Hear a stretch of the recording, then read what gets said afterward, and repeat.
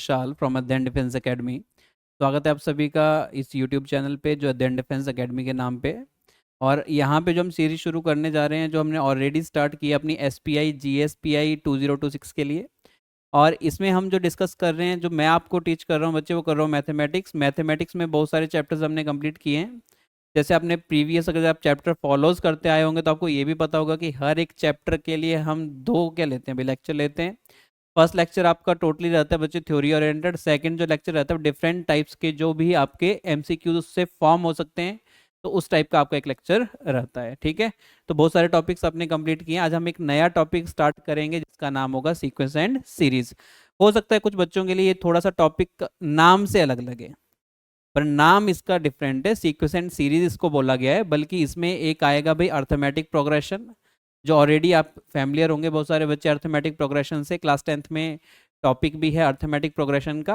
पर साथ में उसको हमें एक प्रोग्रेशन पढ़ेंगे, अर्थमेटिक प्रोग्रेशन के साथ साथ ज्योमेट्रिक प्रोग्रेशन भी इसमें स्टडी करेंगे, क्योंकि हो सकता है कुछ क्वेश्चन आपके ज्योमेट्रिक प्रोग्रेशन से भी पूछे जाए SPI के अंदर, है ना।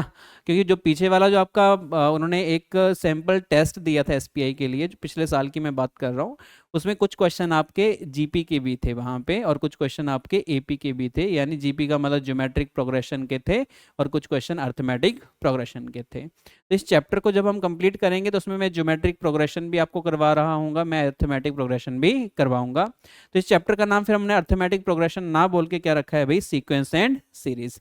बल्कि जब आप 11th क्लास में जाओगे तो आप 3 टॉपिक इसमें कवर करते हो सीक्वेंस एंड सीरीज में।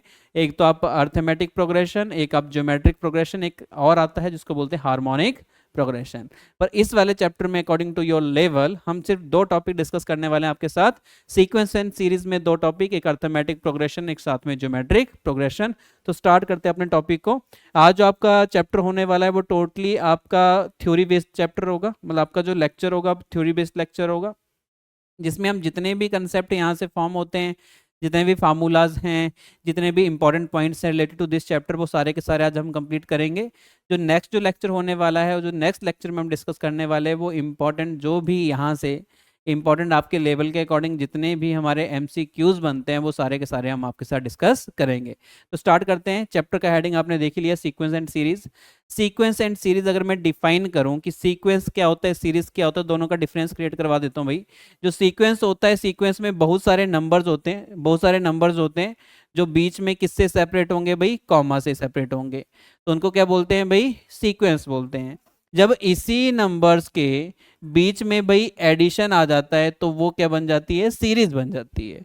पर यहाँ पे आके इसकी डेफिनेशन फुलफिल नहीं होती। इसमें एक चीज और ऐड ऑन करूंगा मैं, कि ये जो नंबर्स होंगे ये प्रॉपर एक इसमें पैटर्न दिखना चाहिए, प्रॉपर पैटर्न दिखना चाहिए। पैटर्न दिखेगा तभी वो क्या होगी भाई, सीक्वेंस होगा, अदरवाइज वो सीक्वेंस नहीं होगा।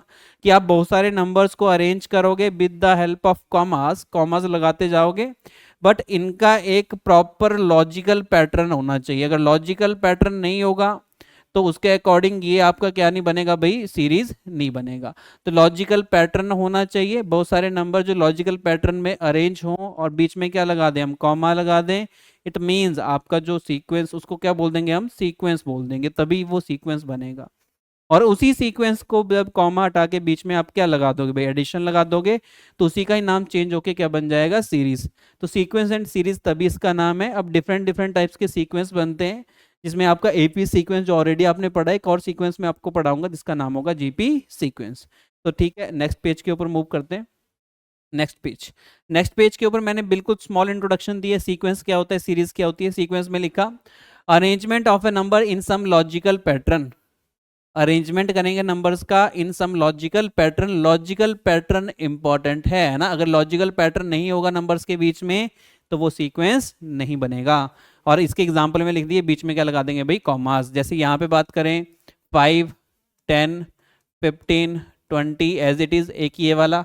अब देखो इसमें कौन सा लॉजिकल पैटर्न है भाई, लॉजिकल पैटर्न इसमें हमने जो पकड़ा वो लॉजिकल पैटर्न ये पकड़ा, यहाँ से यहाँ गए +5 करके, यहाँ से यहाँ गए +5 करके, यहाँ से यहाँ गए +5 करके, तो लॉजिकल पैटर्न आया +5 का। हर एक स्टेप के बाद आपने ऐड ऑन किया है +5, तो this is your logical pattern. तो तब इसको क्या बोल दिया भाई, सीक्वेंस बोल दिया। सेकेंड एग्जाम्पल पे चलते हैं। 5 आ गया, फिर आ गया भाई 7, 7 के बाद 9, फिर आ गया 13, सॉरी फिर आ गया 11, फिर आ गया उसके बाद 13। तो इसमें देखो अगर लॉजिकल पैटर्न मिलेगा तो सीक्वेंस बोलेंगे, अदरवाइज सीक्वेंस नहीं बोलेंगे। तो अगर मैं लॉजिकल पैटर्न ढूंढने की कोशिश करूं तो यहाँ से यहाँ ऐड करोगे तो कितने के साथ ऐड करोगे भाई? 2 के साथ, अगेन 2 के साथ, अगेन 2 के साथ, और यहाँ पे भी 2 के साथ। तो प्लस 2 का, पॉजिटिव 2 का एक लॉजिकल पैटर्न बना। ध्यान में रखना ये लॉजिकल पैटर्न अगर एडिशन का होता है तो एपी सीक्वेंस बनता है, अगर यही लॉजिकल पैटर्न मल्टीप्लिकेशन का हुआ तो जीपी सीक्वेंस बनता है। इतना सा डिफरेंस है ना, पर वो आगे जाके वो अलग अलग चीजें उसमें मैं क्रिएट करता जाऊंगा। अभी आप समझ गए कि लॉजिकल पैटर्न कैसे देखना है, कि लॉजिकल पैटर्न सेम होना चाहिए हर एक स्टेप के लिए। तो अगर लॉजिकल पैटर्न देखा तो उसको सीक्वेंस बोल दिया। अब सीक्वेंस एपी का भी हो सकता है, जीपी का भी हो सकता है, वो बात की बात है, अभी सीक्वेंस के ऊपर चल रहे हैं। सीरीज क्या होता है? Sum of the elements of the sequence. अगर आपने उन्हीं जो सीक्वेंस है उसमें कॉमा हटा के बीच में क्या कर दिया, सम कर दिया, तो वो क्या बन जाएगा भाई? सीरीज बन जाएगी। तो राइट, सीक्वेंस सीरीज का जो डिफरेंस है एग्जाम पॉइंट ऑफ व्यू से ज़्यादा इंपॉर्टेंट नहीं है, फिर भी मैंने चैप्टर को इंट्रोड्यूस करवाने के लिए आपको ये भी बता दिया कि सीक्वेंस क्या होता है और सीरीज क्या होती है। तो थोड़ा सा और आगे बढ़ते हैं भाई। जो हमारा फर्स्ट सीक्वेंस है, जो फर्स्ट सीक्वेंस है उसको बोलते हैं भाई एपी, अर्थमेटिक प्रोग्रेशन। तो पहले हम एपी के बारे में पढ़ेंगे, अर्थमेटिक प्रोग्रेशन, है ना। अर्थमेटिक प्रोग्रेशन को शॉर्टकट में बोलते हैं भाई एपी। अच्छा, AP is a type of sequence. AP एक सीक्वेंस है जहां पे जो लॉजिकल सीक्वेंस बन रहा था ना आपका, वो एडिशन के साथ बनेगा। यानी आप एक टर्म से दूसरी टर्म जाने के लिए कुछ ऐड करोगे, दूसरी से तीसरी टर्म जाने के लिए कुछ ऐड करोगे, जब वो ऐड कर रहे हो ना वो सेम होना चाहिए। क्या होना चाहिए?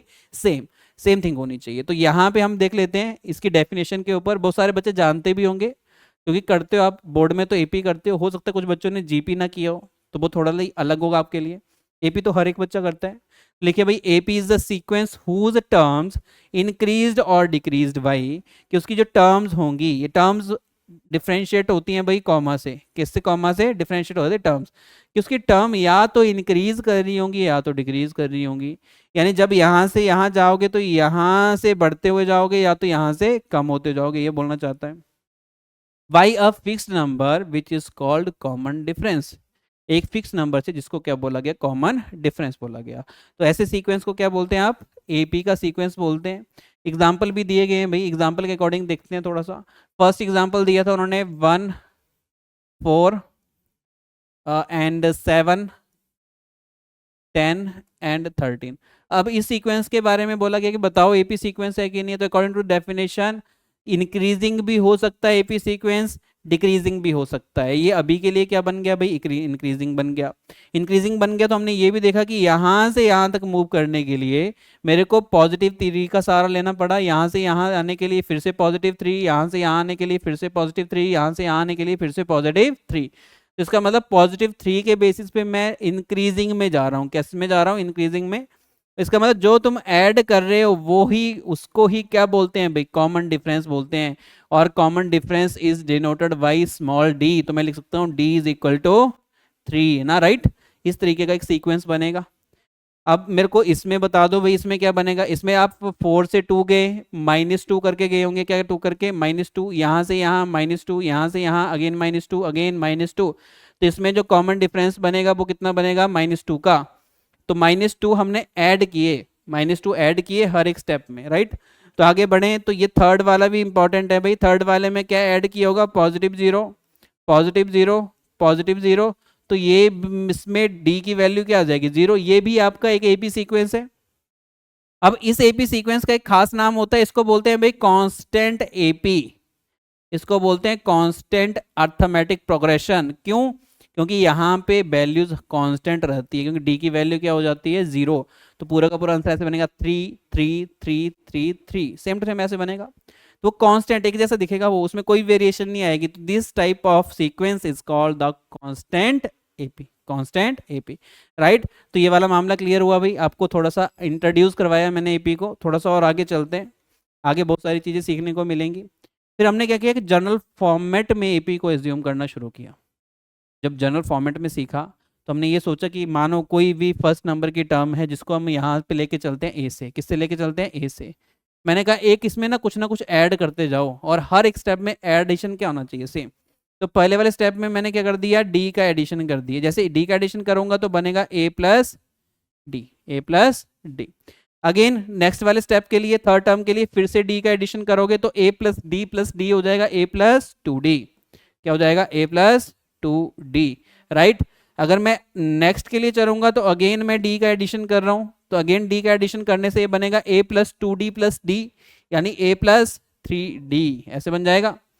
अगर मैं उसके नेक्स्ट टर्म के लिए प्रोसीड करूं तो नेक्स्ट टर्म के लिए आपके पास अगेन पॉजिटिव डी हो जाएगा, तो ए प्लस फोर डी बन जाएगा। ऐसे करते करते करते करते हम लास्ट तक चल जाएंगे। तो ये एक जर्नल फॉर्मेट में हमने एक एपी को क्या कर लिया भाई, एज्यूम कर लिया। इंपॉर्टेंट थिंग जो आपको यहां से थोड़ा सा दिमाग चला के भाई याद रखनी है कि ये जो होगी वो एपी की क्या होगी भाई, फर्स्ट टर्म होगी। ये वाली एपी की कौन सी टर्म होगी, सेकेंड टर्म होगी। This is your third term, this is your fourth term, this is your fifth term of your AP. अब first term is denoted by A. ये जो फर्स्ट टर्म है इसको क्या बोल देता हूं मैं, ए का मतलब आपका फर्स्ट टर्म। ये बात थोड़ा सा ध्यान में रखें, राइट। उसके बाद जो सेकंड टर्म है उसको थोड़ा सा पहचानने की कोशिश करें। अब थोड़ा ऑब्जर्वेशन के अकॉर्डिंग सोचें। मैंने बोला फर्स्ट टर्म, सेकंड टर्म आपके पास बन गई ए प्लस डी, थर्ड टर्म बन गई ए प्लस टू डी। क्या देखा हमने भाई, क्या देखा कि अगर सेकंड टर्म है जिसको आप ए टू भी बोलते हो, थर्ड टर्म को ए थ्री भी बोलते हो, क्योंकि फर्स्ट टर्म ए, अगर 50 टर्म बोलूं तो ए 50 बोल दोगे। अब मैं बोला सेकंड टर्म में डी देखो कितनी बार आया, एक बार। थर्ड टर्म में डी कितनी बार आया, दो बार। फोर्थ टर्म में डी कितनी बार आया, 3 टाइम्स। एंड फिफ्थ टर्म में डी कितनी बार आया भाई, 4 बार। इसका मतलब डी हमेशा जितने नंबर की टर्म होगी उससे क्या आएगा, कम। अगर इसका मतलब ये हुआ कि आगे जाके अगर कभी मैं बीच में तुमसे ऐसे पूछ लूं कि मेरे को भाई 50th टर्म बता दो, क्या होगी, 50th नंबर पे उसका फॉर्मूला बता दो, तो मैं बोलूंगा भाई 50 टर्म जो होगी ना आपके पास वो क्या आएगी, डी एक कम आएगा 50 से, तो मैं बोलूंगा ए प्लस 49 डी। बात आई समझ में, ऑब्जर्वेशन से सीखा। किससे सीखा, ऑब्जर्वेशन से। अगर इसी चीज को मैं आगे प्रोसीड कर दूंगा तो आगे प्रोसीड करके जो मैं अगर बोलता हूं कि मेरे को nth नंबर की टर्म चाहिए, कौन से नंबर की टर्म, nth नंबर की। n का मतलब कोई भी नंबर बना सकते हो, third, fifth, sixth, 10th, 11th, 100, जो मर्जी बना लो। nth टर्म मतलब एक जनरल फार्मूला निकाल रहे हैं हम। तो n टर्म के लिए क्या आएगा, अब आर डी की वैल्यू क्या आएगी, n में से एक कम। तो आ जाएगा answer a plus n minus one और साथ में d, a plus n minus one और साथ में d। ये जो लास्ट में लिखा है यही आपका nth टर्म निकालने का फार्मूला बन गया। बना कहाँ से था, इसी ऑब्जर्वेशन से आपके पास ये वाला पैटर्न बना था। तो आई थिंक ये चीजें आपको समझ में आई होंगी, राइट। ये चीजें हो सकता है आपको यहाँ तक क्लियर हो गया हो। अब नेक्स्ट चलते हैं जनरल फॉर्मेट के बाद। जनरल फॉर्म इसलिए इंपॉर्टेंट है क्योंकि यहीं से ही हमें nth टर्म निकालने का एक फॉर्मेट मिला, फार्मूला मिला, जिसको हम लास्ट में फिर से एक बार नेक्स्ट स्लाइड में इंट्रोड्यूस करेंगे। तो ये जो फार्मूला है वो आएगा आपके पास nth टर्म को फाइंड आउट करने के लिए। नेक्स्ट बढ़ते हैं आगे। जनरल फॉर्मेट हमने कर लिया एपी का। नेक्स्ट आपके पास आगे कुछ इंपॉर्टेंट पॉइंट्स जो एपी के बारे में ध्यान रखने हैं भाई। इंपॉर्टेंट पॉइंट से कई बार ऐसा होता है कि प्रॉपर्टी वेस्ट कई बार क्वेश्चन बन जाते हैं आपके, तो इसमें भी थोड़ा सा सोचें। फर्स्ट पॉइंट इंपॉर्टेंट पॉइंट्स में, the difference is called the common difference. जो डिफरेंस होता है उसको बोलते हैं common difference of AP and is denoted by small D. छोटी सी चीज थी, हर एक बच्चे को पता होगा। Next, the numbers are called the terms. जितने भी नंबर्स होंगे सबको टर्म्स बोलेंगे, and terms are separated by commas, and the first term is called first term और it is denoted by A से उसको क्या किया जाएगा, डिनोट किया जाएगा, राइट।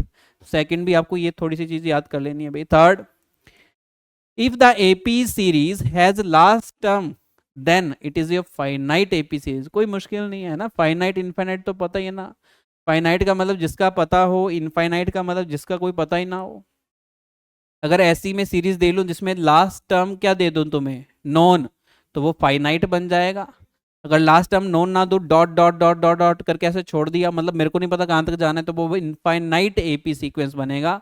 तो मैंने यहाँ पे लिख भी दिया, if the AP series, series लिखा है तो बीच में कॉमा ना लगा के क्या लगाया होगा, पॉजिटिव लगाया होगा, प्लस लगाया होगा। अगर लास्ट टर्म फाइनाइट होती है, फाइनाइट का मतलब नोन, तो मैं बोल देता हूं कि वो आएगा आपका पास फाइनाइट अर्थमेटिक प्रोग्रेशन।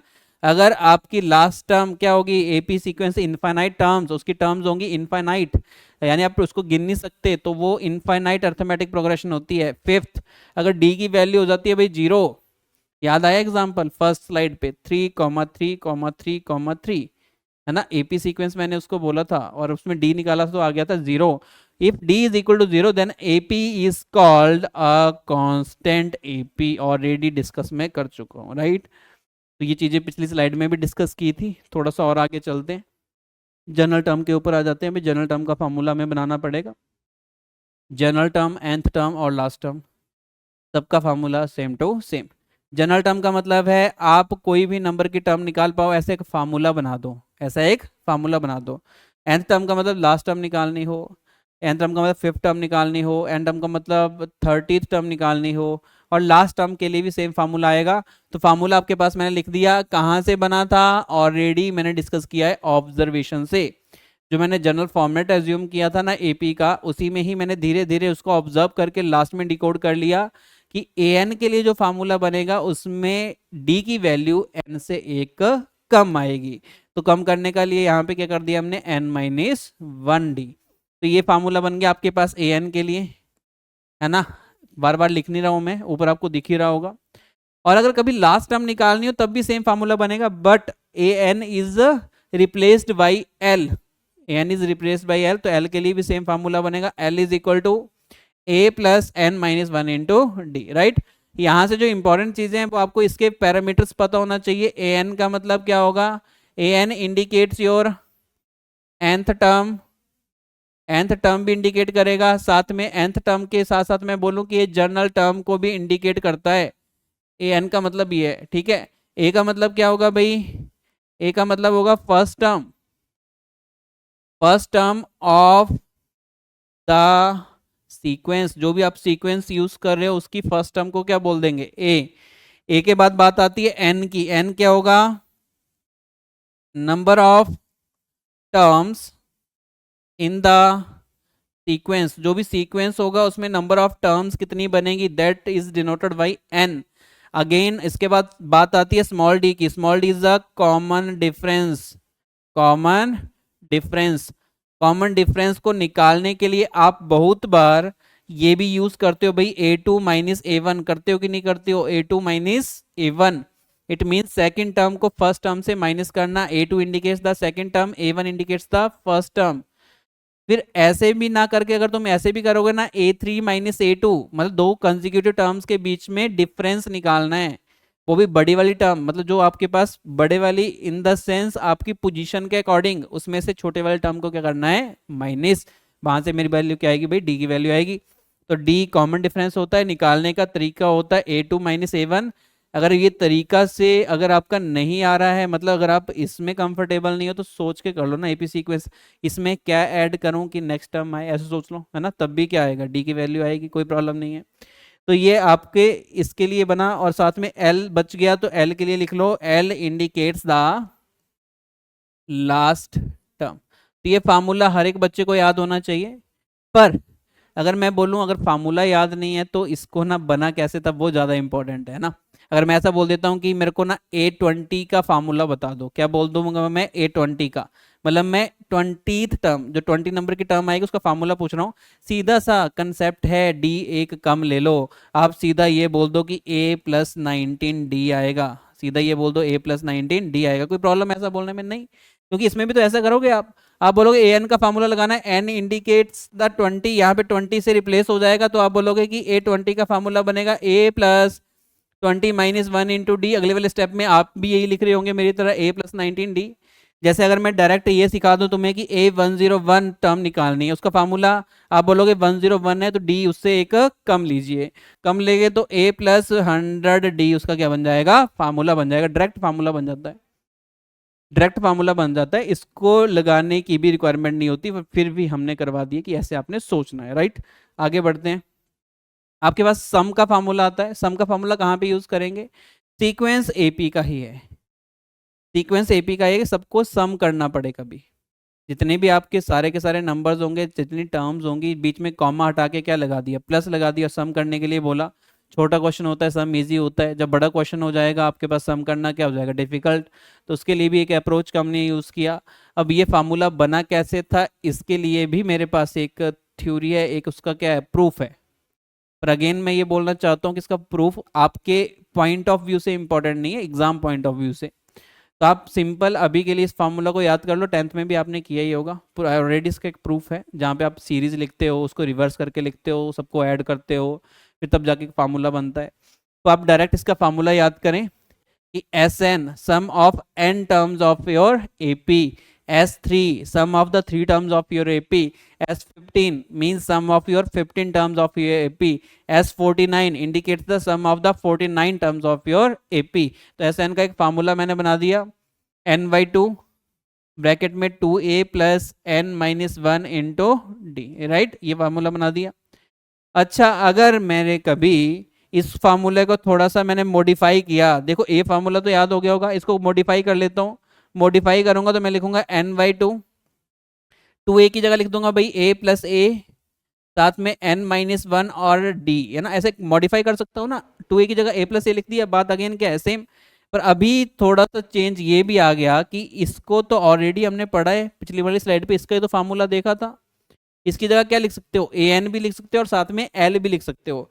तो एक फार्मूला और हमने बना दिया, S N is equal to n/2 और साथ में a plus L, L indicates the last term. तो ये दोनों फार्मूले आपको याद होने चाहिए। ये लास्ट वाला जो फार्मूला है कब हम यूज कर देते हैं,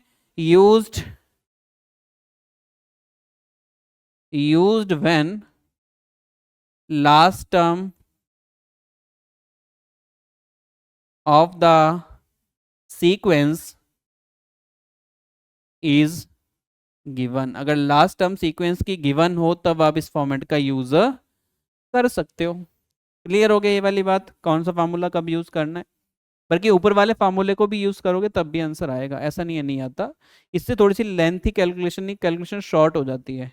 अगर लास्ट टर्म गिवन हो तो इस फार्मूले का यूज करो, अदरवाइज ऊपर वाला फार्मूला आपके पास है ही है, ठीक है। तो अभी फार्मूला हमने याद कर लिया।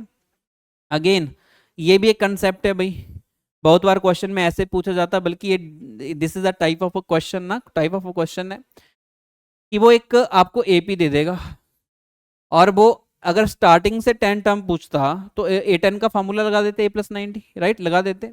पर उसने ऐसा नहीं करना, उसने बोला पीछे से बता दो 10 टर्म क्या है। क्या बोलेगा, पीछे से 10 टर्म निकाल के बताओ। तो इसको करने के दो मेथड हैं, एक तो है बेसिक अप्रोच, है ना, एक तो है बेसिक अप्रोच। सेम क्वेश्चन है, क्वेश्चन में समझा देता हूँ। अब ये तो है आपके पास फॉर्मेट कि आपको अगर आप ऐसे करोगे तब भी आंसर आपका क्या आएगा, सेम आएगा। सेकंड में ये क्वेश्चन दिया है, क्वेश्चन को मैं समझा देता हूँ। लिखा है find the 10th term, 10 term निकालनी है सीपी की, पर 10 टर्म फ्रॉम द लास्ट, ये इंपॉर्टेंट है, 10 टर्म फ्रॉम द लास्ट।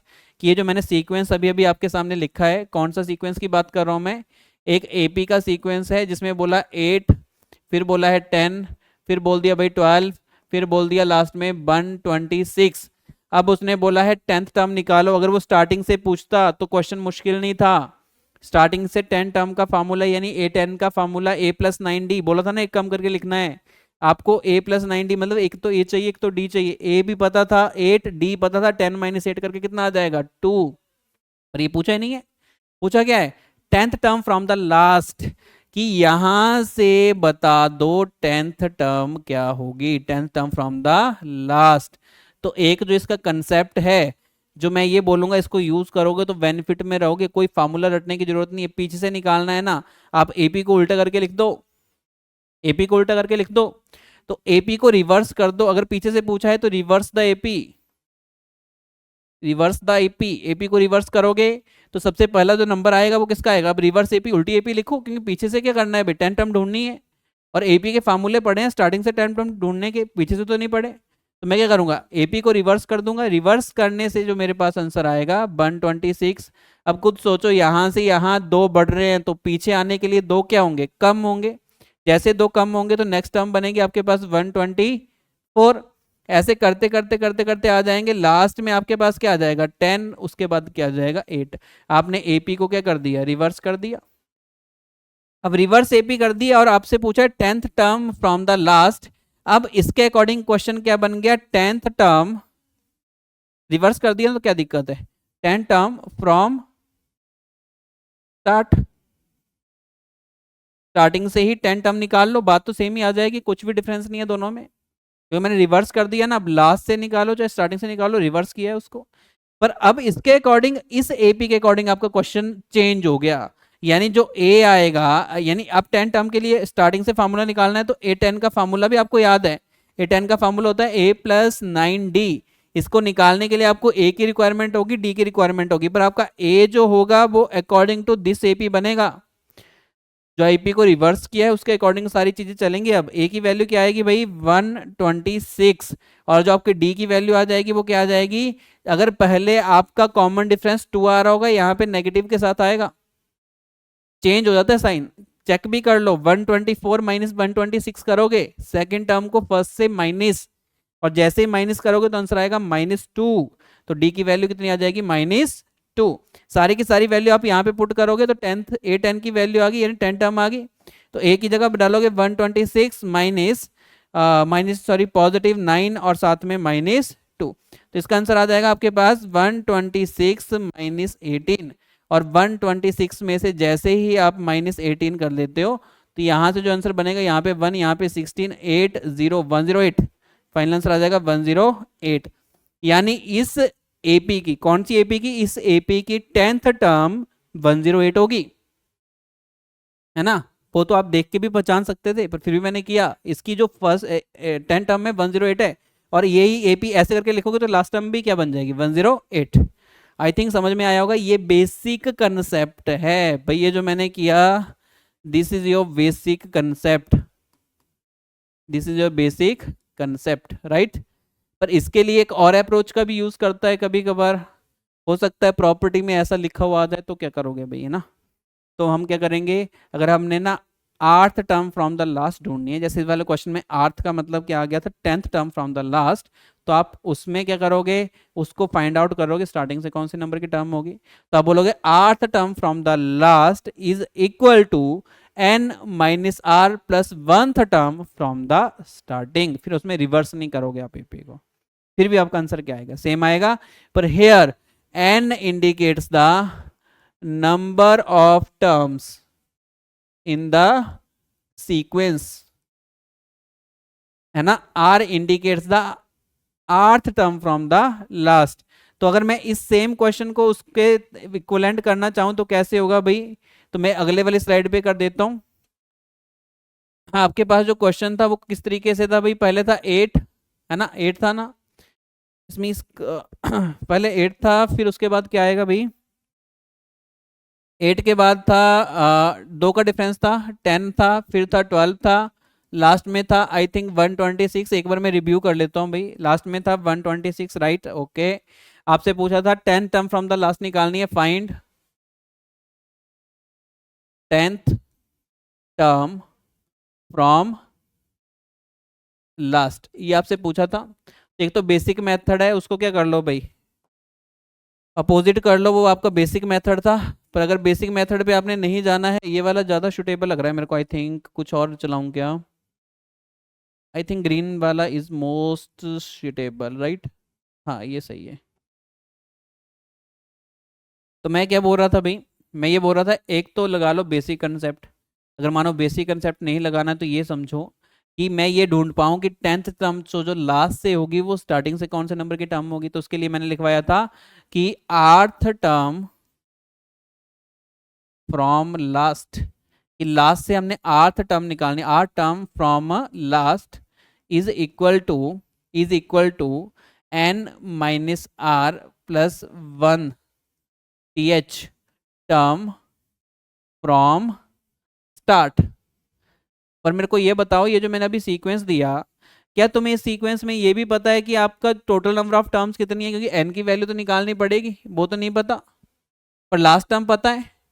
तो आप लास्ट टर्म के लिए ये वाला फार्मूला पहले अप्लाई करोगे कि last term is equal to a plus n minus 1 into D, और यहाँ से देखोगे l की जगह 126 आ जाएगा, a की जगह 8 आ जाएगा, d की जगह कितना आ जाएगा भाई, +2 आ जाएगा। और उसके अकॉर्डिंग n की वैल्यू निकालोगे। n indicates the number of terms in this sequence. इस सीक्वेंस में नंबर ऑफ टर्म्स कितनी आएंगी। जैसे यहाँ पे वैल्यूज पुट करोगे 126, a की जगह पुट करोगे भाई 8, और साथ में n-1, और साथ में d की जगह पुट करोगे 2, d2 ही आएगा ना इसमें। सॉल्व करोगे, पहले देखो कुछ बच्चे करते हैं 2 को नीचे लेके आते हैं। अब गलतियां बता रहा हूं मैं आपकी, जो आप कुछ बच्चे गलती करते हैं 2 का क्रॉस मल्टीप्लाई करते हैं। भाई 2 से पहले 8 भी तो है, वो एडिशन में है, 2 कंप्लीट इसके साथ मल्टीप्लिकेशन में नहीं है ना। तो 8 का क्या करो, सब्ट्रैक्शन करो पहले। तो पहले 126 माइनस 8 करो, फिर आ जाएगा n-1 और साथ में 2। फिर 126 में से 8 को क्या कर दो, माइनस कर दो।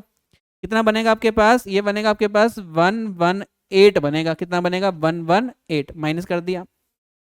और फिर इस 2 को अगले वाले स्टेप में नीचे लेके आओगे, या यहाँ पे क्या बचेगा, n-1, 2 से इसको कैंसिल करो, 2 5 10 और 2 9 18। ये -1 यहाँ पे आके +1 बनेगा, यानी n की जो वैल्यू आएगी वो कितनी आ जाएगी भाई, 60।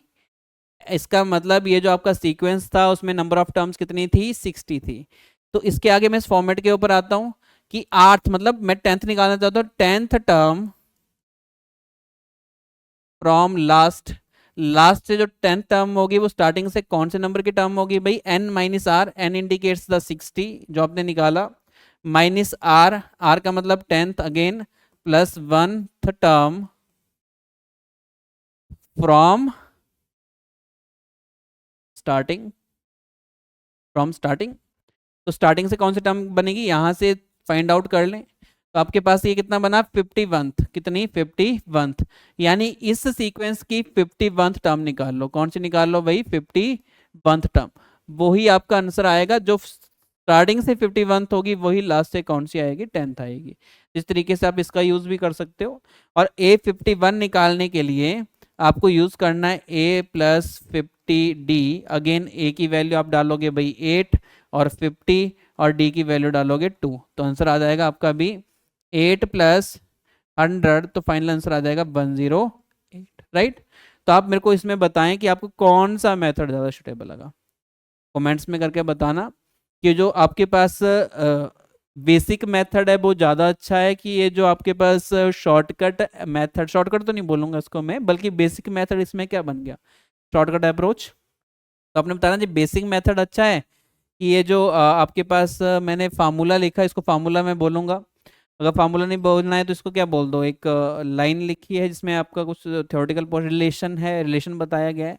तो कौन सा मेथड सही है, क्या फार्मूला मेथड सही है कि बेसिक मेथड सही है, एक बार बिल्कुल कमेंट करके मेरे को बताना है आपने, राइट।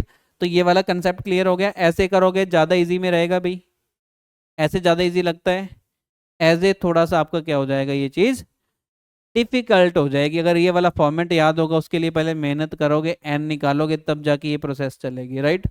पर अगर अगर इन केस अगर आपके एग्जाम में सिर्फ इतना पूछ लिया, तो ये भी तो पता होना चाहिए ना, इसको आप टोटली इग्नोर नहीं कर सकते। हो सकता है पूछ ले, राइट। अब थोड़ा सा और आगे चलते हैं। नेक्स्ट हमारे पास आएगा आपके पास अर्थमेटिक मीन। हो सकता है कुछ बच्चों के लिए टॉपिक भी थोड़ा सा नया हो अर्थमेटिक मीन का, पर मैं बोलता हूँ कुछ भी इसमें अलग, अगर मैं ऐसा बोलूँ बहुत अलग चीज़ है, बहुत अलग चीज़ कुछ भी नहीं है। क्यों, क्योंकि अर्थमेटिक मीन में कहीं ना कहीं एक वर्ड छुपा है, मीन। और मीन का मतलब होता है आपका एवरेज। जो भी मैंने मीन लिखा, मीन का जो मतलब होता है वो होता है भाई एवरेज।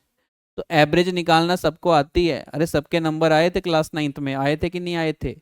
3 सब्जेक्ट की एवरेज कोई पूछ लेता था तो तीनों को ऐड करके डिवाइड बाई क्या कर देते थे, 3। अगर 9 सब्जेक्ट की एवरेज पूछ लेता, 9 सब्जेक्ट के मार्क्स को ऐड करके डिवाइड बाई 9। अभी वो मीन, मीन का मतलब एवरेज। अर्थमेटिक मीन पूछेगा किन्हीं भी 2 नंबर का, 2 नंबर को ऐड करके डिवाइड बाई 2। अगर अर्थमेटिक मीन पूछता है किन्हीं भी 3 नंबर का, 3 को ऐड करके डिवाइड बाई 3।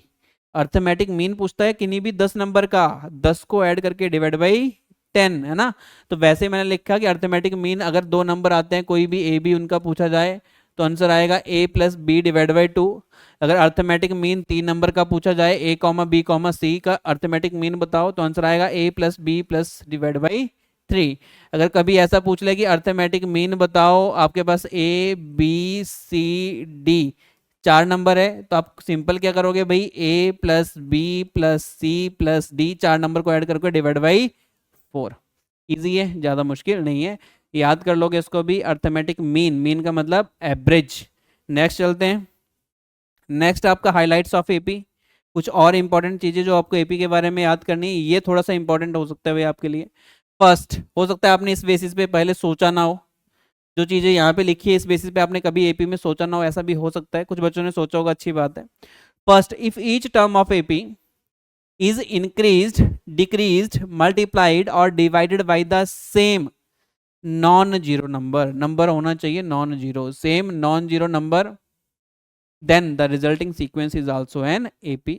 कहने वाला क्या बोल रहा है भाई कि अगर मैं कोई भी एपी का सीक्वेंस लिखूं और उसमें हर एक टर्म के साथ किसी भी एक नंबर को, नंबर सेम होना चाहिए, नंबर क्या होना चाहिए, सेम। अगर 3 से कर रहे हो तो सबको 3 के साथ, अगर -5 से कर रहे हो तो सबको -5 के साथ।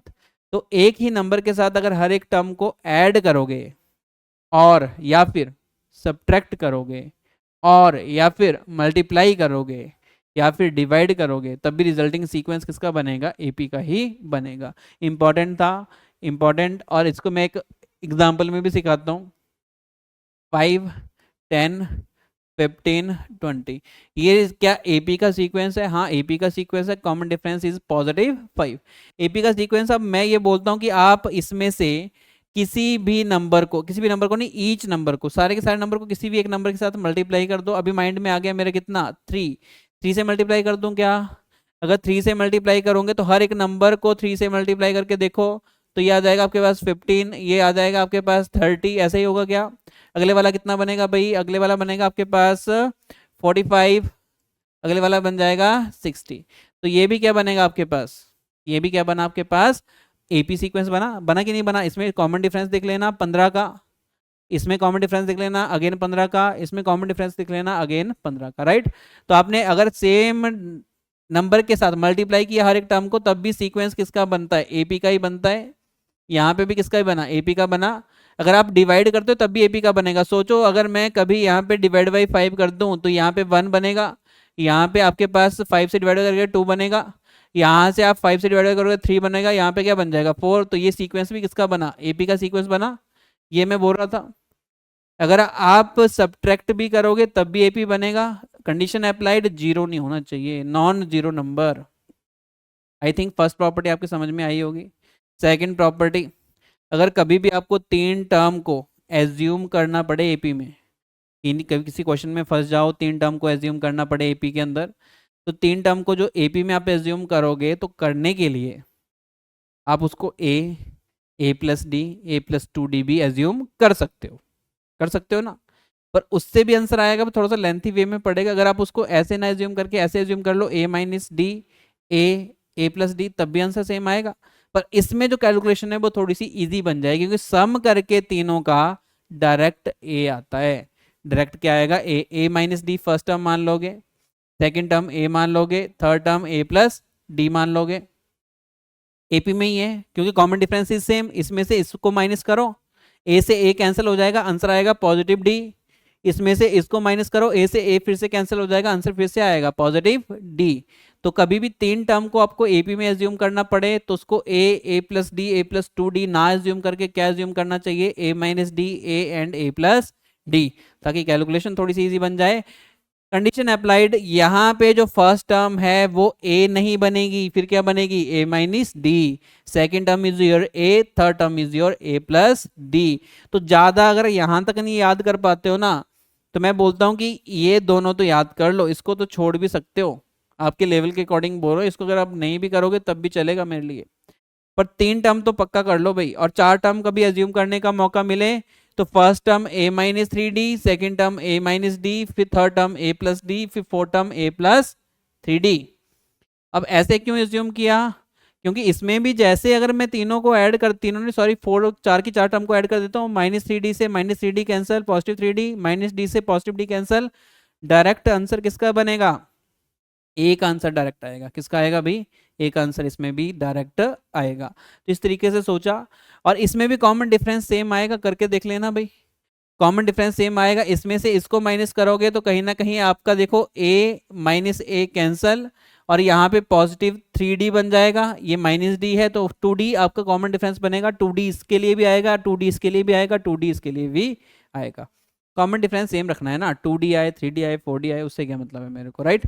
तो आपने अगर इन दोनों को आप छोड़ते भी हो, ये दोनों आपको याद कर लेनी है, ये तो ज़्यादा इंपॉर्टेंट है, ये वाला ज़्यादा इंपॉर्टेंट है कि 3 टर्म कभी भी एपी में एज्यूम करनी पड़े तो फर्स्ट टर्म लें भाई a-d, सेकेंड टर्म ले a, थर्ड टर्म ले a+d। ठीक है, आगे बढ़ते हैं, सेकेंड प्रॉपर्टी होगी। उसके बाद चलते हैं भाई थर्ड प्रॉपर्टी में। Third property, the common difference can be 0, can be positive, can be negative. Already आपको पता है कॉमन डिफरेंस नेगेटिव भी हो सकता है, पॉजिटिव भी हो सकता है, 0 भी हो सकता है। नेक्स्ट चलते हैं for any terms, important property है भाई, ये भी थोड़ा सा समझने की कोशिश करें क्या बोलना चाहती है वाली प्रॉपर्टी। सपोज करो मैंने एक एपी लिखी, पहले लिखा 1, फिर लिखा 3, फिर लिखा 5, फिर लिखा 7। लिख सकता हूँ ऐसे, बीच में क्या लगा दिया, कॉमा कॉमा कॉमा। अगर मैं कभी तुमसे ऐसा पूछूं कि इसमें A3 क्या है, A3 का मतलब थर्ड टर्म क्या है, तो आपका आंसर कितना आना चाहिए भाई 5। मैं बोल देता हूँ कि A4 क्या है, तो आपका आंसर कितना आना चाहिए 7, ऐसे आएगा ना। अगर मैं तुमसे पूछ रहा हूँ कि S3 बता दो क्या है, S3 के लिए आप एग्री कर जाओगे कि S3 का मतलब सम ऑफ फर्स्ट 3 टर्म्स, तो आप बोलोगे 1 + 3 + 5, ऐसे बोलोगे। मैंने कहा भाई S4 बता दो क्या है, तो S4 के लिए आप बोलोगे सम ऑफ 4 टर्म्स 1 + 3 + 5 + 7, ऐसा बोल दोगे। फिर मैं बोलूंगा कि S4 - S3 बताओ, तो आप ये भी अग्री करोगे कि S4 में से S3 गया, मतलब ये पूरा का पूरा आपस में कट, बचेगा आंसर क्या 7। सही बोल रहा हूँ ना मैं ऐसा बोल रहा हूँ, S4 में से S3 माइनस कर दो तो ये आपस में माइनस माइनस होके 0 बचेगा क्या, अकेला 7। और अकेले 7 को अगर मैं ऐसे लिख दूं कि 7 जो है वो कौन से नंबर की टर्म है भाई, A4 है, तो कोई दिक्कत है आपको, बोल सकता हूँ ऐसे। वैसे भी सिंपल कंसेप्ट है, अगर यहां से यहां तक ऐड करोगे तो इसको बोलूंगा मैं S4, यहां से यहां तक ऐड करोगे इसको बोलूंगा S3, S4 में से S3 जैसे ही मैं माइनस करूंगा बचेगा 7, और 7 क्या है आपके पास A4, A4 का मतलब 4 टर्म। सेम कंसेप्ट मैंने यहां पे भी आपका फॉर्मूले में डाल दिया। Sn और Sn-1 यानी उससे कम, अगर यहाँ पे 5 लोगे तो यहाँ पे क्या बन जाएगा 4। अगर S5 में से S4 माइनस होता है तो क्या बचेगा आपके पास, A5 बचेगा, A5 भी बचेगा ना। इस तरीके से सोचा, और ये ऐसे मैंने फार्मूला बना दिया कि AN = Sn-Sn-1, ये रिलेशन है आपका nth टर्म का और सम का, है ना। तो this is your relation of, इसको मैं बोल सकता हूँ relation of AN and SN। कभी भी AN SN में अगर क्वेश्चन उलझता है तो ये वाला रिलेशन तुम्हें उससे क्या लेके आएगा भाई, बाहर लेके आएगा। और बोला क्या क्या ये भी मैंने ऑलरेडी आपको एक्सप्लेन किया है। अगर कोई मैं ऐसा बोल दूं कि बताओ भाई A10 का फार्मूला, तो A+9D भी होता है, पर A10 का फार्मूला सम में करके बताओ, तो A10 की जगह लिखोगे भाई S10 - S9, A10 की जगह लिखोगे A10 = S10 - S9। समझ में आ गया होगा शायद आपको।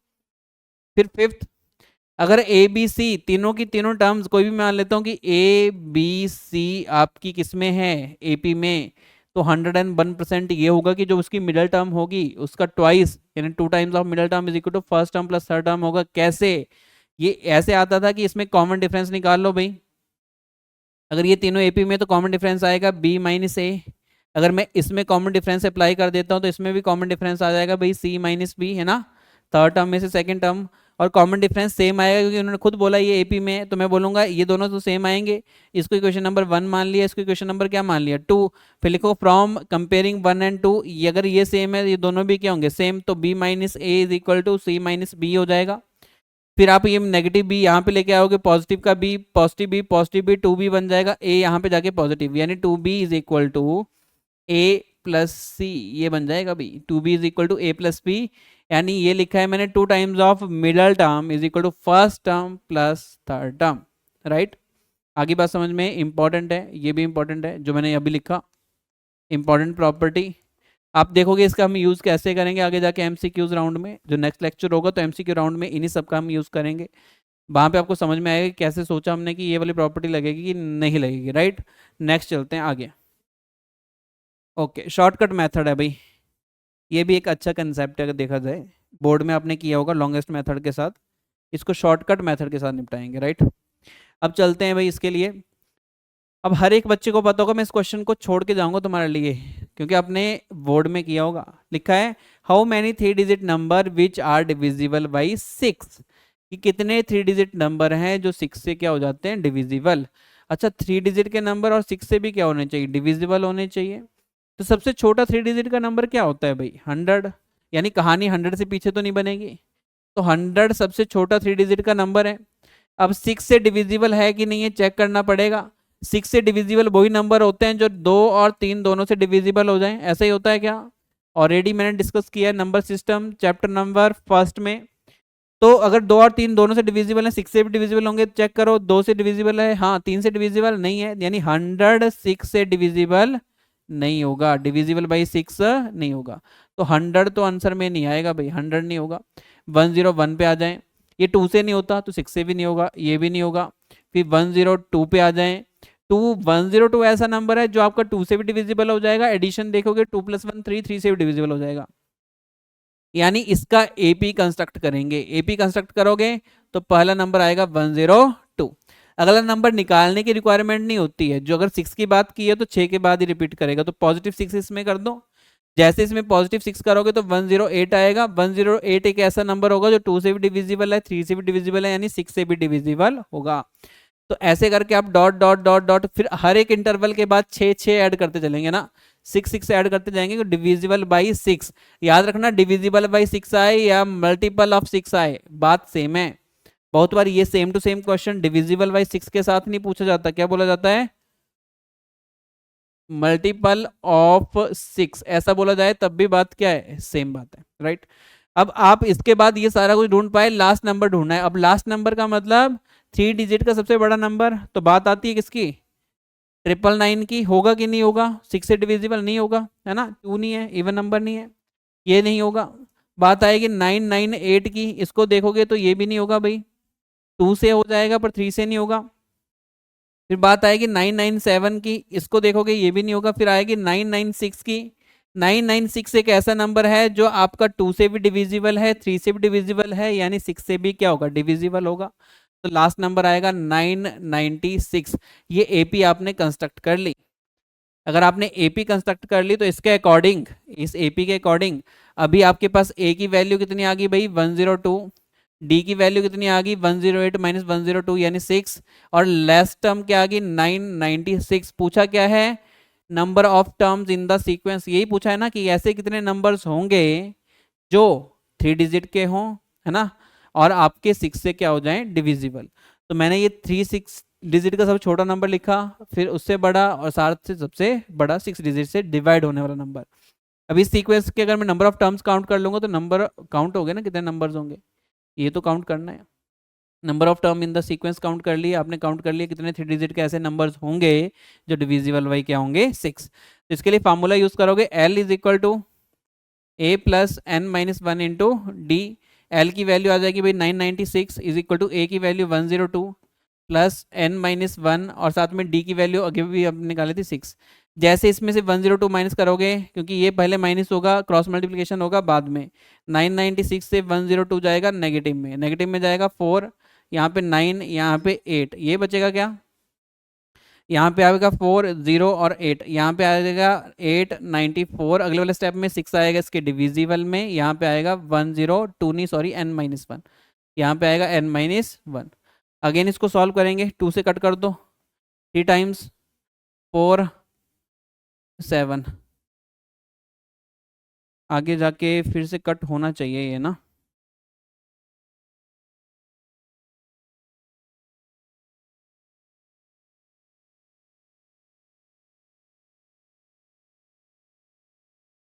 ठीक है। n की वैल्यू क्या आएगी भाई, 149 = n - 1, n की जो फाइनल वैल्यू आएगी 150, यानी 150 ऐसे नंबर्स होंगे जो डिविजिबल बाई क्या होंगे भाई, 6 होंगे, राइट।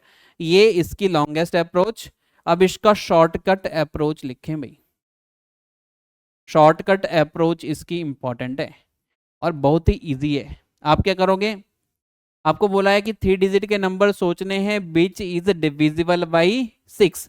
आप सिंपल क्या करोगे, 3 डिजिट का सबसे बड़ा नंबर सोचोगे, उसको डिवाइड बाई 6 करोगे, है ना, और उसको डिवाइड करने के बाद आपको क्या निकालना है, क्वोशंट निकालना है। क्वोशंट इंडिकेट्स द कितने ऐसे नंबर होंगे जो डिविजिबल बाई 6 होंगे, पर वो स्टार्टिंग फ्रॉम 1 बताएगा। स्टार्टिंग फ्रॉम कहाँ से बताएगा, 1 से। बल्कि आपने जो निकाले थे वो डायरेक्ट आपने 3 डिजिट वाले ही निकाले थे। तो जैसे आप डिवाइड करोगे, तो 6 से इसको परमानेंट डिलीट कर दो, है ना। 6 से डिलीट करोगे, यहाँ पे आएगा 6 1 जा 6, 3 बच गया, 36, अगेन 3 बच गया, अगेन आपके पास 36, यानी 166 पॉइंट समथिंग, यानी पॉइंट से कोई लेना देना नहीं है, पॉइंट से कोई लेना देना नहीं है। तो इसका मतलब 166 नंबर ऐसे होंगे विच इज डिविजिबल बाई 6। पर ये काउंट कहां से करेगा ये वाला फॉर्मूला, यानी काउंट फ्रॉम 1, फ्रॉम 1, 1 से लेके 999 तक, 1 से लेके 999 तक कितने ऐसे नंबर है जो डिविजिबल बाई आपके पास क्या है, 6 हैं, वो आएंगे 166। तो आप 2 डिजिट के माइनस कर दो, और 2 डिजिट के लिए क्या करोगे, 99 सबसे बड़ा नंबर लोगे 2 डिजिट का, उसको डिवाइड बाई क्या कर दोगे, 6। तो यहाँ पे 6 1 जा 6, फिर से 3 बचा, फिर आ जाएगा 6, फिर से माइनस, जैसे माइनस करोगे तो इसके पास 16 पॉइंट समथिंग बनेगा, which indicates 16 number is divisible by 6 from 1 to 99। यहाँ पे लिख दो फ्रॉम 1 to 999, राइट। तो ये जो आपका शॉर्टकट है, इसमें सिर्फ फर्क इतना है, ये जो बताता है ना काउंटिंग, वो कहाँ से बताएगा, 1 से लेके 999 तक आपके पास 166 नंबर ऐसे होंगे जो डिविजिबल बाई 6 होंगे, और एक बताया उसने 1 से 99 तक ऐसे नंबर्स होंगे जो डिविजिबल बाई 6 होंगे, वो कितने होंगे, 16। पर आपका जो आंसर, आपको तो 3 डिजिट के चाहिए ना, तो आप लिखोगे अकॉर्डिंग टू क्वेश्चन, आपको 3 डिजिट के चाहिए, तो कंप्लीट में से 2 डिजिट के माइनस कर दो, क्योंकि इसमें 2 डिजिट का भी आ गया, 1 डिजिट का भी आ गया। तो मैं जैसे ही उसमें से माइनस करूंगा, तो 166 में से आप 16 माइनस कर दोगे, तो आंसर कितना आएगा भाई, 150 आएगा। और ये इसको निकालने की शॉर्टकट अप्रोच है। तो बताना मेरे को ये अप्रोच आपको समझ में आई, अच्छी लगी कि नहीं लगी, राइट।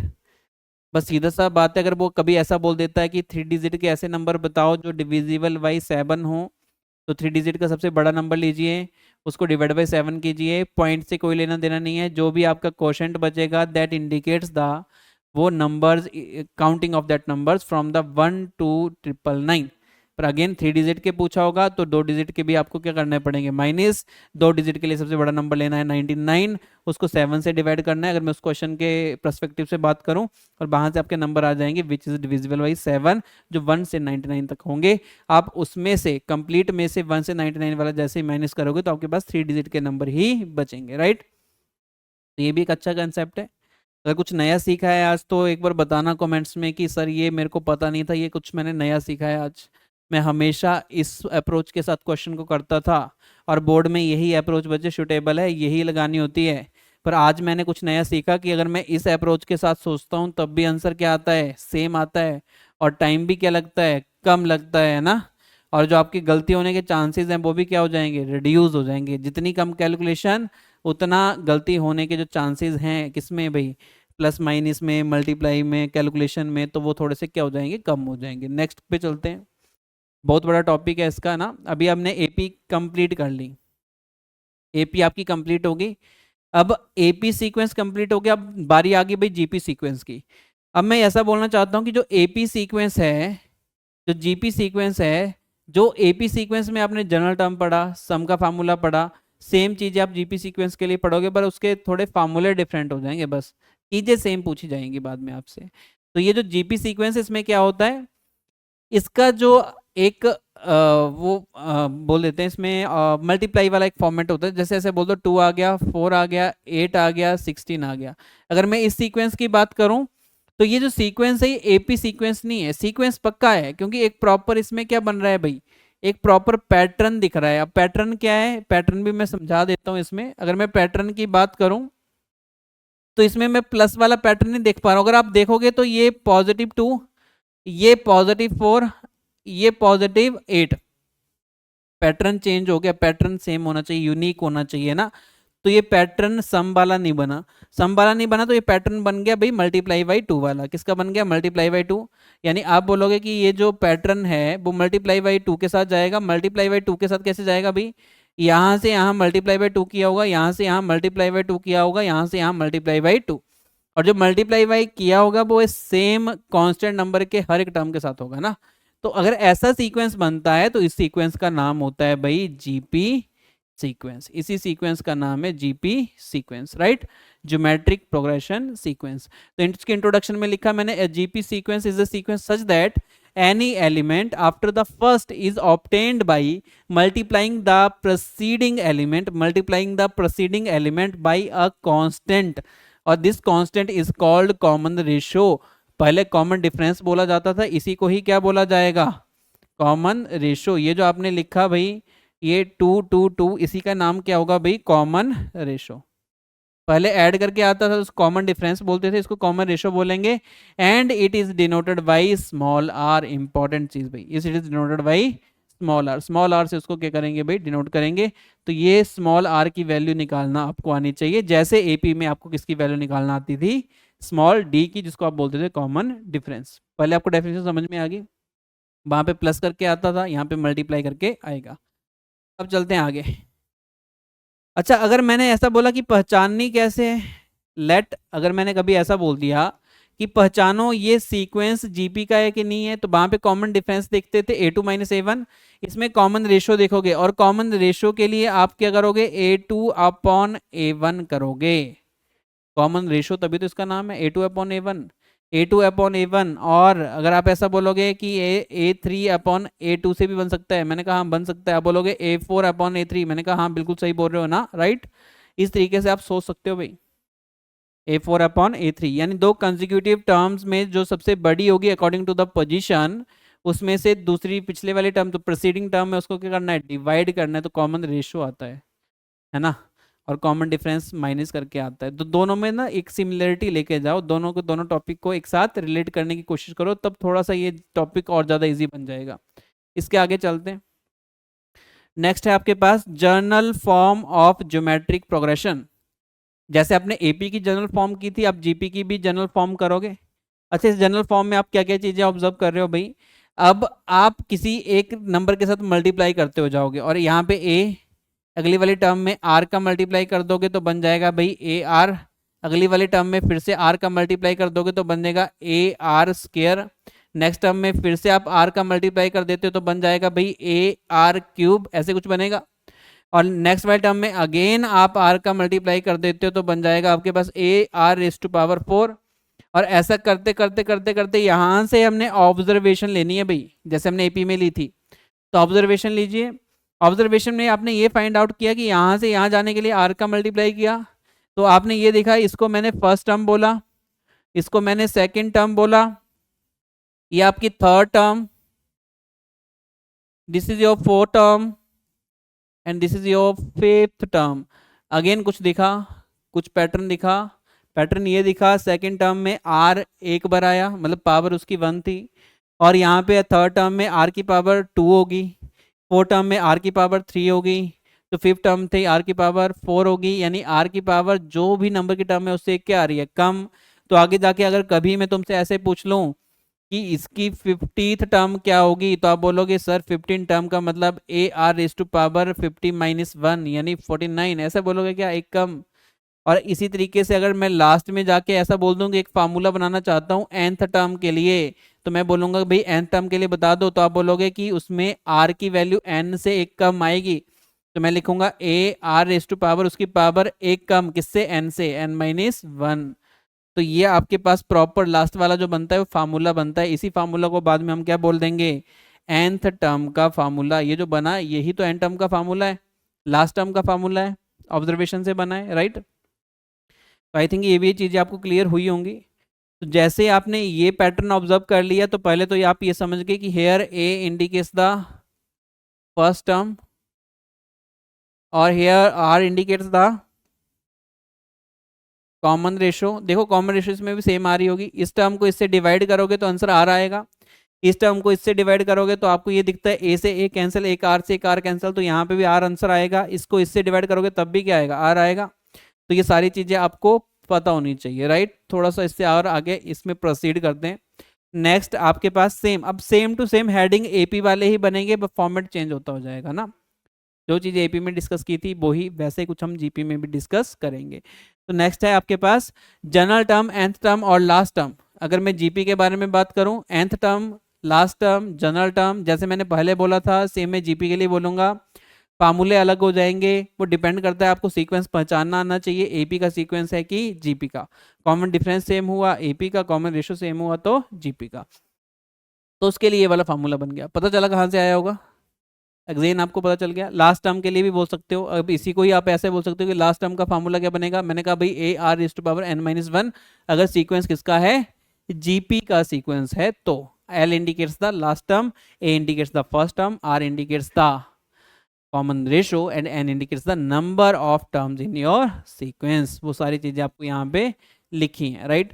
अगर कोई इंक्रीजिंग जीपी होगी, इंक्रीजिंग जीपी मतलब इंक्रीज करती हुई जीपी, तो उसमें आर की वैल्यू हमेशा याद रखें एक से बड़ी होगी। एग्जाम्पल ही सोच लेना माइंड में, एक से बड़ी होगी तभी तो इंक्रीज करेगी।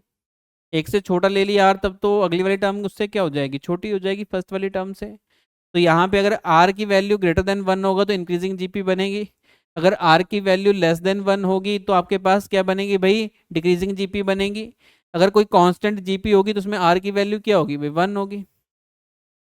अगर कांस्टेंट जीपी होगी तो आर की वैल्यू क्या होगी आपके पास, 1। तो आई थिंक ये चीज़ें भी आपको क्लियर होगी। नेक्स्ट पे मूव करते हैं भाई, नेक्स्ट स्लाइड पे, ये वाली स्लाइड।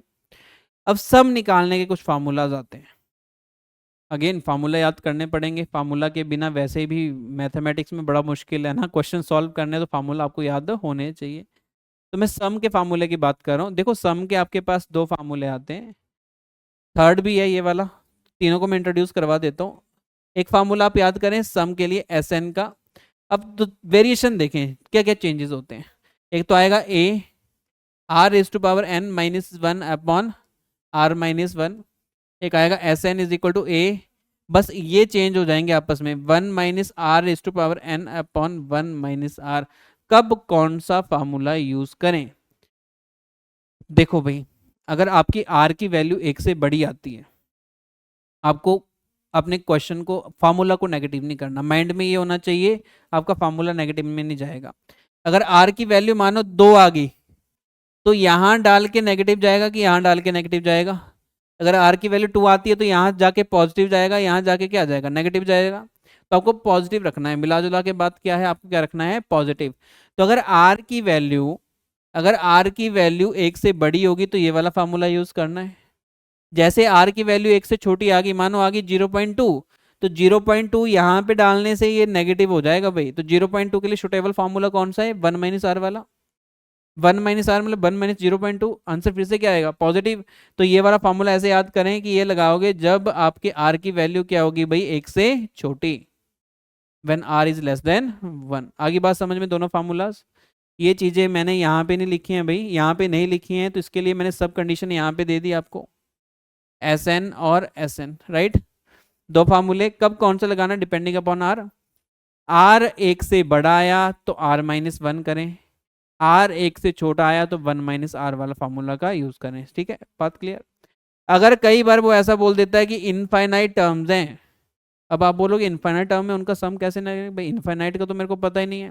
पर इनफाइनाइट टर्म का सम आता है, पर कंडीशन अप्लाइड ये होती है जो आर होगा उसका मैग्नीट्यूड लेस देन 1 आना चाहिए, तब पॉसिबल है, अदरवाइज पॉसिबल नहीं है, अदरवाइज पॉसिबल नहीं है, राइट। अगर आपके पास ऐसी जीपी है जिसमें आर की वैल्यू का मैग्नीट्यूड लेस देन 1 आ रहा है, तो उस वाली जीपी का आप इन्फिनाइट टर्म भी निकाल सकते हो, क्योंकि आगे मल्टीप्लाई करोगे होगा क्या ना, वो आर की वैल्यू आएगी 1 से छोटी, तो आपकी जो एपी बनेगी वो डिक्रीजिंग एपी बनेगी, उसकी वैल्यू धीरे धीरे डिक्रीज होती हुई जाएगी, और जैसे और बढ़ाते जाओगे और डिक्रीज होती जाएगी, और लास्ट में जाके वो जीरो के इक्विवेलेंट ही आ जाएगी। लास्ट में जो वैल्यू होगी वो आपके पास इक्विवेलेंट टू मतलब 0 0 0 के इक्विवेलेंट आ जाएगी, राइट। तो उस वाले केस में एक फार्मूला बनेगा S infinite used only when magnitude of R यानी modulus of R is less than 1, एक से कम आना चाहिए कॉमन रेशो, तब आप यूज करो। उसमें ए आ जाएगा, लास्ट में 1 माइनस आर, यानी उसमें इसका कोई भी रोल नहीं रहता। किसका रोल नहीं रहेगा भाई, 1 minus R raise to power N का कोई भी रोल नहीं रहेगा। क्यों नहीं रहेगा, क्योंकि R raise to power infinity तो इक्वलेंट टू क्या हो जाएगा, 0 हो जाएगा उस वाले केस में, क्योंकि आर क्या है आपका, आर इज लेस देन 1, तो वो 1 ही दे के जाएगा। तो लास्ट में जो आंसर बनेगा वो बनेगा S infinite is equal to 1 A upon 1 minus R. I think ये फार्मूले आपके क्लियर हो गए, है ना। 3 फार्मूले करवाए मैंने सम के, इंपॉर्टेंट है, कब कौन सा यूज करना है ये ज़्यादा इंपॉर्टेंट है। आगे बढ़ते हैं। नेक्स्ट आपके पास हाईलाइट्स आई जीपी की। हाईलाइट्स में देखिए, if each term of GP is multiplied divided by a same non zero number the resulting sequence is also an GP. जैसे एपी में बोला था वैसे कोई एक जीपी एज्यूम कर लेना। आप किसी भी नंबर को मल्टीप्लाई और डिवाइड करना, यानी एडिशन सब्ट्रैक्शन इसमें नहीं चलता, एडिशन सब्ट्रैक्शन नहीं चलता ना, addition and subtraction not possible, है ना, ये दोनों पॉसिबल नहीं है। पर इसमें मल्टीप्लाई और डिवीजन चलता है, ये दोनों चीजें चलेंगी भाई, मल्टीप्लाई भी चलेगा डिवीजन भी चलेगा। Addition subtraction is not possible in the GP, पर एपी में ये चारों चलते थे, ऐसे था ना। तो थोड़ा को कंपेयर करो दोनों चीजों को। नेक्स्ट चलो, if each term of GP is raise the power is raise the same power then the resulting sequence is your GP. Suppose करो एक जीपी मैंने ली, 2 ले ली, उसके बाद 4 ले लिया, फिर 8 ले लिया, फिर 16 ले लिया, फिर 32 ले लिया, ये मैंने एक जीपी ले ली। अगर मैं इन सारी टर्म्स की पावर कोई ना कोई एक नंबर डाल दूं, चाहे वो फ्रैक्शन में हो, चाहे वो आपका 2/3 हो, चाहे आपका 5/8 हो, चाहे आपका 10 हो, चाहे आपका 20 हो, जो भी आप सेम पावर लेना, पावर क्या ले लेना यहाँ पे सेम, जो भी आप सेम पावर लोगे। अगर मैं यहाँ पे डाल देता हूँ भाई 3, यहाँ पे भी 3, यहाँ पे भी 3, यहाँ पे भी 3, यहाँ पे भी 3, तब भी रिजल्टिंग सीक्वेंस किसका बनेगा, जीपी का ही बनेगा। ये वाला प्रॉपर्टी ये बोल रही थी highlight, right. Third, if a finite GP in a finite GP the product of the term equidistant from the beginning and the end are equal। अगर कोई फाइनाइट जीपी है, फाइनाइट का मतलब यहीं से ऑब्जर्व करवा देता हूँ मैं, 2 आ गया, 4 आ गया, 8 आ गया, 16 आ गया, 32, this is your finite GP. अगर फाइनाइट जीपी है तो इसका जो आपका प्रोडक्ट आएगा from the equidistance, the product of the equidistant from the beginning to the end are equal. तो अगर आप इसका प्रोडक्ट कर देते हो तो आंसर आपके पास कितना आएगा, 64। तो इक्वी डिस्टेंस है ना, last term second last term का प्रोडक्ट सोचो, आ गया कितना है आपके पास 64, तो वो इक्वल आता है, ये बोला है। इक्वी डिस्टेंट होने चाहिए। अगर लास्ट में यहाँ से थर्ड, लास्ट में भी थर्ड, उनका जो मल्टीप्लाई करके आएगा वो भी क्या आएगा, सेम ऐसे आएगा जो फर्स्ट और लास्ट का मल्टीप्लाई करके आ रहा होगा, ठीक है। तो ये भी एक प्रॉपर्टी है आपकी जीपी की। आई थिंक आपको समझ में आ गया। इक्वी डिस्टेंट होना चाहिए। अगर ये फर्स्ट है तो लास्ट से भी फर्स्ट, दोनों का प्रोडक्ट, तो प्रोडक्ट करोगे 2 × 32 इज इक्वल टू 64, और ये सेकंड लास्ट, तो 4 × 16 इज इक्वल टू 64। आगे बात समझ में, ये बात कर रहा था आपका प्रॉपर्टी नंबर 3। फोर्थ पे चलें। यस, फोर्थ में है आपके पास, अगर मानो ए बी सी 3 टर्म्स आपकी जीपी में होंगी तो ए बी सी का रिलेशन क्या बनेगा, तो आएगा square of middle term is equal to first term into third term. ये कैसे बना, अगर मैं ऐसा बोल देता हूँ कि ए बी सी तीनों टर्म्स किस में है, जीपी में। अब मैं जीपी बोल रहा हूँ, पिछली बार मैंने एपी बोला था। अगर 3 टर्म्स जीपी में है तो कॉमन रेशियो तो सेम होगा, तो इसका जो आर आएगा वो आएगा भाई b/a, और यहाँ से आर निकालोगे इन दोनों टर्म्स के लिए तो आएगा आपके पास c/b। अगर ये आपका जीपी का सीक्वेंस है जो ऑलरेडी एग्जामिनर बोल रहा है, क्वेश्चन में बोल रहा है, तो आप क्या बोलोगे, आर सेम। तो आफ्टर कंपेयरिंग आप ये बोल सकते हो कि b/a, therefore b/a is equal to c/b। Cross multiply करोगे तो b² is equal to ac आ जाएगा। इसको ऐसे भी ले जा सकता है √ac ना, पर आप इतना ही याद रखो b² is equal to ac। कि जब भी 3 टर्म्स आपकी जीपी में होंगी तो आपका मिडल टर्म का square is equal to first term into third term बनेगा, राइट। कैसे बनेगा ऑलरेडी मैंने एक्सप्लेन आपको कर दिया। कभी भी आपको 3 टर्म एज्यूम करनी पड़े जीपी के अंदर तो आप उसको ए आर स्क्वायर भी एज्यूम कर सकते हो, पर अगर आप उसको एज्यूम करोगे a/r A and A are तो आपकी कैलकुलेशन थोड़ी सी इजी हो जाएगी। और इजी होने का कारण ये है कि इन तीनों का प्रोडक्ट जब भी आप करोगे तो प्रोडक्ट करने से आर कैंसिल हो जाएगा, डायरेक्ट वैल्यू किसकी आएगी भाई, ए की वैल्यू आएगी, डायरेक्ट वैल्यू किसकी आएगी, ए की। तो इसमें भी आपको, अगर आप इन दोनों को इग्नोर करना चाहते हो तो चलेगा, ये दोनों आपने याद कर लेने कि कभी भी किसी क्वेश्चन में 3 टर्म्स जीपी की एज्यूम करनी पड़े या 4 टर्म्स जीपी की एज्यूम करनी पड़े तो आप कैसे एज्यूम करोगे, राइट। तो ये आपके पास अगर 4 टर्म एज्यूम करनी पड़े, A upon R cube, A upon R, A R and A R cube. क्यों बोला इसको जीपी? कॉमन रेशो सेम बन रहा होगा, निकाल के देख लेना कॉमन रेशो क्या बन रहा होगा, सेम, राइट। चलो आगे चलते हैं। ज्योमेट्रिक मीन, फिर ज्योमेट्रिक मीन के ऊपर आ जाते हैं हम। जैसे अर्थमेटिक मीन किया था, यहाँ पे हम ज्योमेट्रिक मीन करेंगे। अर्थमेटिक मीन तो इजी था ना, जितने भी नंबर का पूछा जाए सबको ऐड करके divide by number of terms. Geometric mean में ऐसा नहीं होता। अगर ज्योमेट्रिक मीन 2 नंबर का पूछा जाए, दोनों को मल्टीप्लाई करके पावर 1/2, 3 का पूछा जाए पावर 1/3, है ना। अगर ज्योमेट्रिक मीन में पूछ लूँ कोई भी 4 item A B C and D, तो आप ए बी सी डी का मल्टीप्लाई कर दोगे, पावर कर दोगे 1/4। अच्छा, इसको ऐसे लिखते हैं, कुछ और तरीका भी है, एक और तरीका भी है। पावर 1/2 का मतलब अंडर रूट होता है, इसको अंडर रूट ए बी भी लिखा जा सकता है, इसको under root of A B C. पर ये 1/3 था तो यहाँ पे छोटा जैसा 3 लिखना पड़ेगा, यानी थर्ड रूट, यानी थर्ड रूट। अगर मैं इसकी बात करूं तो आप बोलोगे ए बी सी डी, और यहाँ पे लगा दोगे अंडर रूट, और यहाँ पे छोटा जैसा क्या लिख दोगे 4। ये यहीं पे लिखना पड़ेगा, ताकि ये पावर क्या बता दे आपका 1/4। तो आपको ज्योमेट्रिक मीन निकालने का तरीका है, ज्योमेट्रिक मीन निकालने का तरीका। चलो भाई आगे चलते हैं। ये आपका रिलेशन आता है भाई अर्थमेटिक और ज्योमेट्रिक मीन का, कि अर्थमेटिक मीन हमेशा बड़ा होता है ज्योमेट्रिक मीन से, या तो कभी कभार इक्वल भी आ जाता है। अब इसके लिए कोई भी एग्जांपल ले लेना, वो आप खुद समझ जाओगे। अगर आप कोई भी 2 नंबर चूज कर लो अपने माइंड में, और उन दोनों नंबर का अर्थमेटिक मीन निकालो, और उन्हीं दोनों नंबर का ज्योमेट्रिक मीन निकालो। तरीका मैंने तुम्हें बताया है। आप ये पाओगे कि अर्थमेटिक मीन हमेशा आपका बड़ा आएगा as compare to geometric mean. कभी ऐसा भी हो सकता है कि दोनों इक्वल आ जाएं, पर कभी भी ऐसा नहीं होगा कि आपका ज्योमेट्रिक मीन बड़ा बन जाए अर्थमेटिक मीन से। तो इसी तरीके से हमने एक रिलेशन बना दिया कि arithmetic mean is always greater than equal to, क्योंकि यहाँ पे दोनों चीजें बन गई। It is the combination, this sign is the combination of this one और साथ में दिस वन। इन दोनों का कॉम्बिनेशन जैसे ही बोलोगे तो ये वाला साइन आपका बन जाता है, जिसको बोलते हैं greater than equal to. Clear? ये भी relation between A M and G M, right. Next चलते हैं थोड़ा सा और आगे। यहाँ पे आके आई थिंक आपका लास्ट, यस लास्ट टॉपिक है, ओके चलेगा। Special series. अब स्पेशल सीरीज में भी आपको ये ना कुछ सीरीज ऐसी हैं जो आपको याद करनी होती हैं। अगर आप याद नहीं करोगे तो ऑलरेडी जो हमने पहले किया है ना, एपी सीक्वेंस ही है। ये क्या है? AP sequence. अगर मैं सिर्फ इतना सा क्वेश्चन आपको देता, ध्यान से सुनना भाई, अगर मैं सिर्फ इतना सा क्वेश्चन देता कि इसका आंसर निकाल के बताओ, तो आप सभी इसके लिए एग्री कर देते कि ये तो भाई एपी सीक्वेंस है सर। अगर एपी सीक्वेंस है तो इसमें नंबर ऑफ टर्म्स कितनी आएंगी भाई? एन नंबर ऑफ टर्म्स आएंगी, और सबको ऐड करोगे तो आपका फार्मूला भी आपको याद होगा, है ना। लास्ट टर्म दी है तो आपको सम का फार्मूला लगाना है ना, एस एन का फार्मूला आप लगाओगे तो आपका सेम आंसर बनेगा। आप बोलोगे एस एन का फार्मूला लगाओगे, आप बोलोगे भाई n/2 और यहाँ पे a + l कर दोगे। मैंने कहा भाई ठीक है कर दो। आपने बोला एस एन की वैल्यू बनेगी सर n/2, और a की वैल्यू क्या है आपके पास 1, और आपके पास l की वैल्यू क्या है आपके पास n। आपने बोला आंसर ये बनेगा। मैंने कहा हाँ बन जाएगा भाई, n+1 साथ में n भी आ जाएगा डिवाइड बाई 2। तो यही तो मैंने भी लिखा, यही तो मैंने भी लिखा।